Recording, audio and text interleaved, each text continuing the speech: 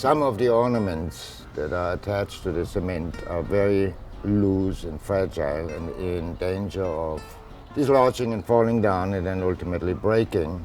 And we have lost that way a number of pieces already over the last decades. So we are currently have identified a group of ornaments that is very much in danger, and we are temporarily securing it by gluing a very thin, transparent fabric on top of them. So if they dislodge, they are held in place by that fabric.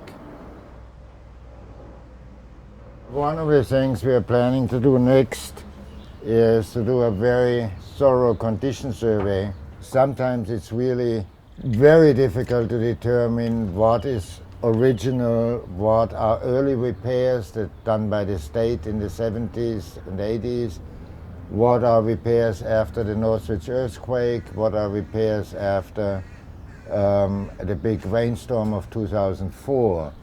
And there were other interventions in between. And in order to come up with a long-term plan, we need to know which interventions worked and which failed.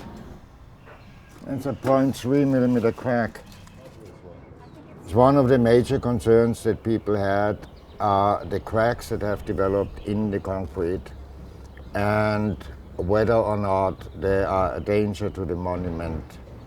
And we need to know if these cracks are actually active, that means widening or closing, or if they are static. So if they're just there and don't do anything, because that will determine the final repair decision that we have to make.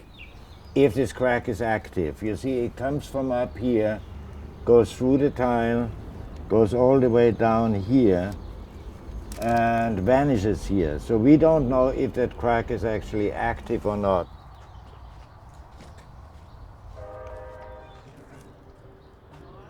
We have two different types of crack monitors at the moment.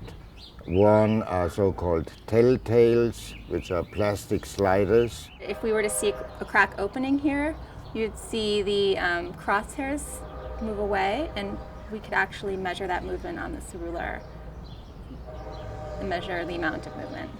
Or if it were to move together, we could also see it move together. And the other one are very simple, traditional plaster bridges. If the crack is moving, they will crack, and we see a break through the plaster bridges. As an outdoor monument, the towers will always require maintenance.